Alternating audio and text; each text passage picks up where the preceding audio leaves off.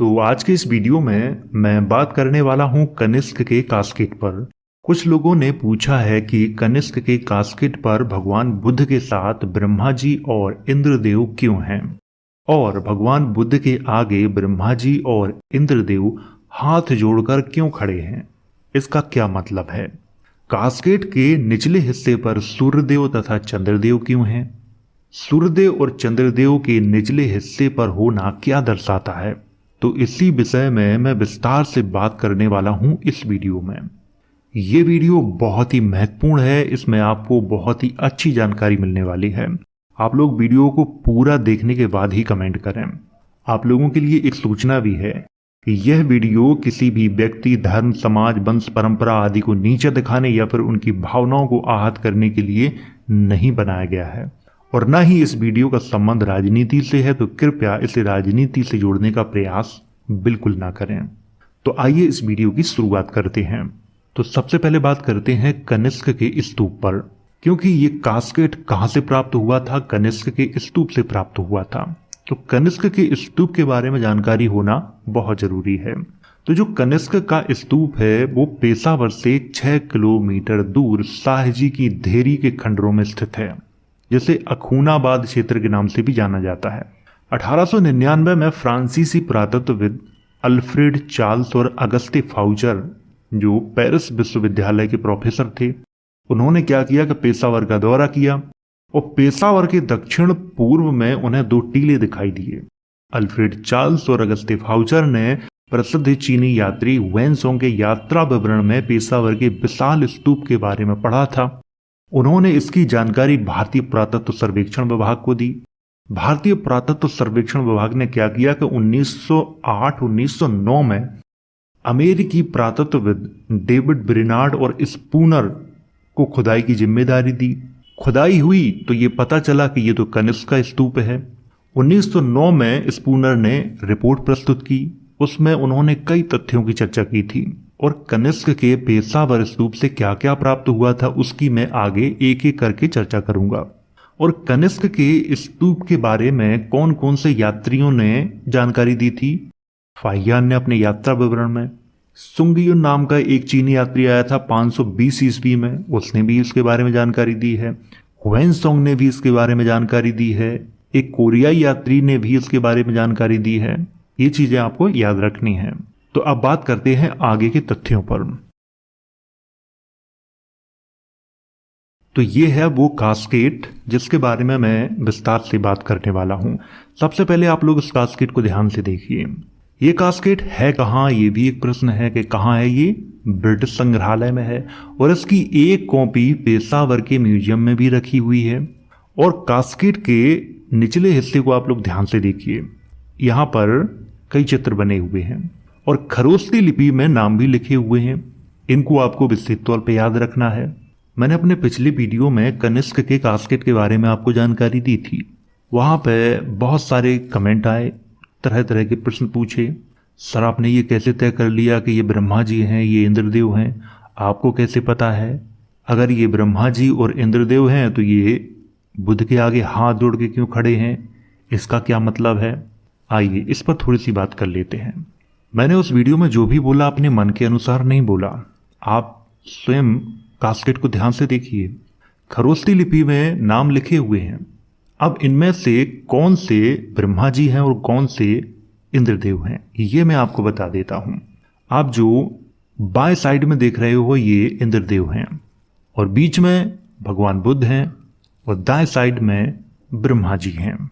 और मैं आपको ये भी बता देता हूं कि भगवान बुद्ध के सामने ये हाथ जोड़कर क्यों खड़े हुए हैं, क्या कारण है इसका, या कहें कि क्या मतलब है इसका।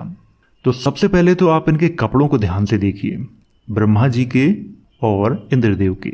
इनके कपड़ों को देखकर आपको क्या लगता है, ऐसे कपड़े कौन पहनते थे या अभी पहनते हैं? अगर इनके कपड़ों को देखा जाए तो ये बौद्ध धर्म के अनुयायी लगते हैं। आप लोग खुद देख लीजिए कपड़े। और ब्रह्मा जी के बारे में अभी मैं आगे आपको जानकारी और देने वाला हूं। अब आप लोग कास्केट के निचले हिस्से को ध्यान से देखिए। ये बीच में कौन है? ये कुषाण राजा कनिष्क हैं। कनिष्क के आसपास कौन है? एक तरफ चंद्रदेव हैं और एक तरफ सूर्यदेव हैं। तो तो ये चंद्रदेव और सूर्यदेव का क्या मतलब है, ये भी आप लोगों ने मुझसे पूछा था। इसका मतलब ये है कि ये राजा थे, चंद्रदेव और सूर्यदेव। हमारे देश में आप लोगों ने ये जरूर सुना होगा, कुछ लोग कहते हैं कि मैं सूर्यवंशी हूँ, कुछ लोग कहते हैं कि मैं चंद्रवंशी हूँ। लेकिन जब उनसे पूछा जाता है कि क्या आप सूर्यवंशी हैं, तो वो कहते हैं हाँ। तो कौन से सूर्यवंशी?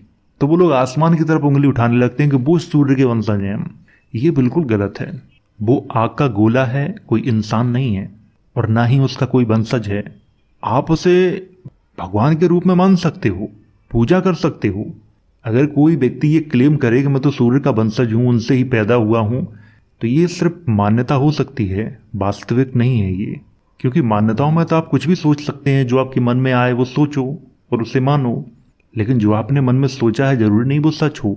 तो यहां सीधा सा ये मतलब है कि सूर्यदेव और चंद्रदेव ये राजा थे, और इन्हीं के वंशज चंद्रवंशी और सूर्यवंशी कहलाते हैं। बस इतनी सी बात है और कुछ नहीं है।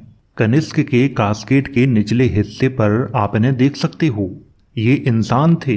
हमारे यहाँ क्या है कि इतिहास को इतिहास नहीं समझा जाता, बल्कि कहानियों को कुछ लोग इतिहास मानते हैं, कुछ लोग मान्यताओं को इतिहास मानते हैं।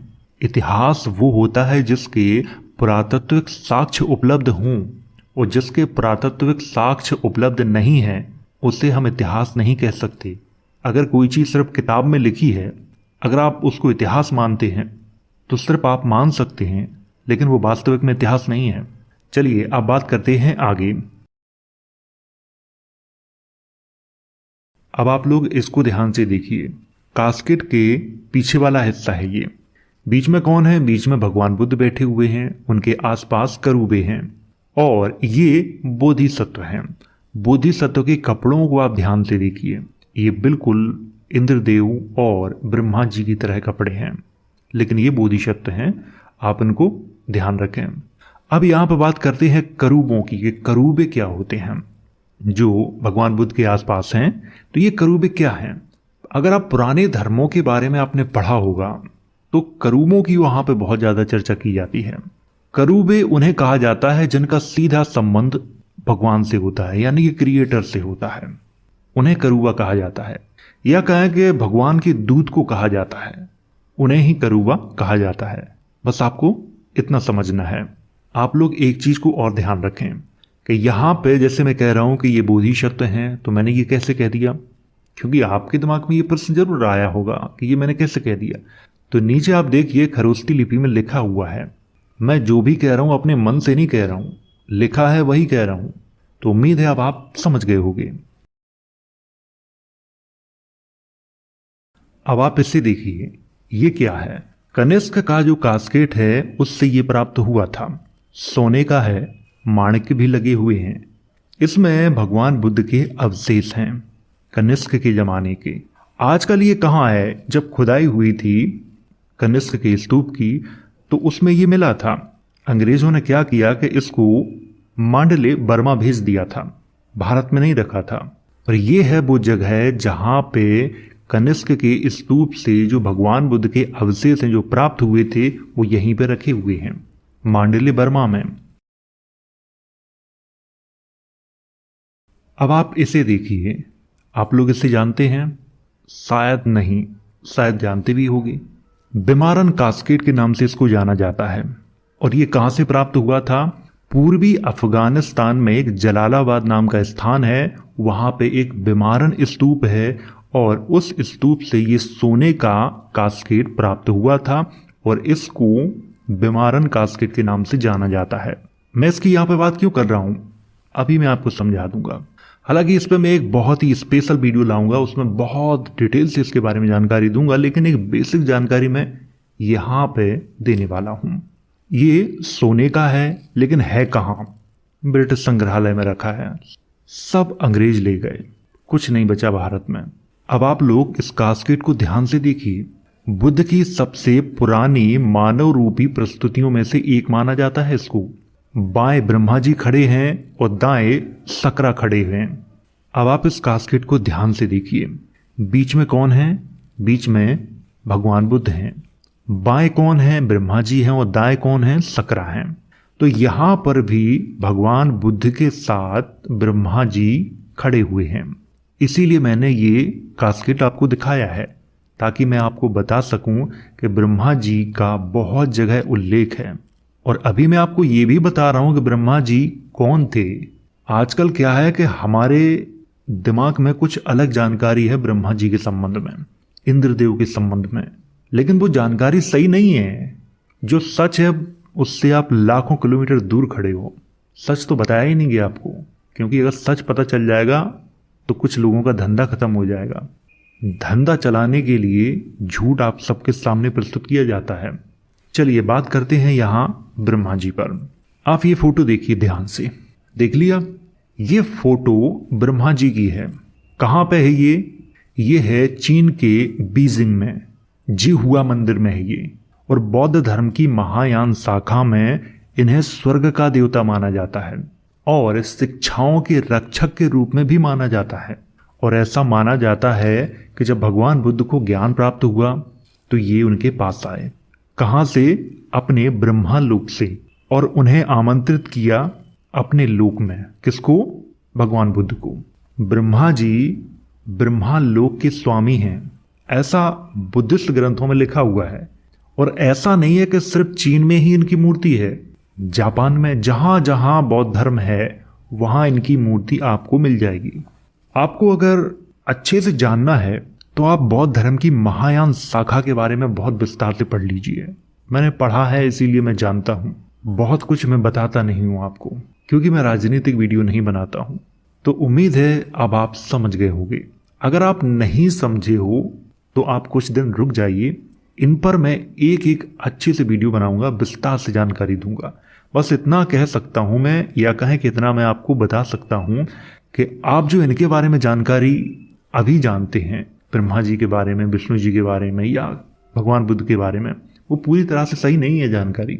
अभी आप लोगों ने खुद इन पे रिसर्च नहीं की है। अभी तो आपको कुछ दिखाया गया, आपने देख लिया और आप उस पर ज्ञान देने लगे। आप स्वयं रिसर्च करिए, इसके बाद ज्ञान दीजिए, आपको सब कुछ समझ में आ जाएगा। तो वीडियो में बस इतना ही। वीडियो अगर अच्छा लगा हो तो इसे लाइक करें, शेयर करें। वीडियो देखने के लिए धन्यवाद।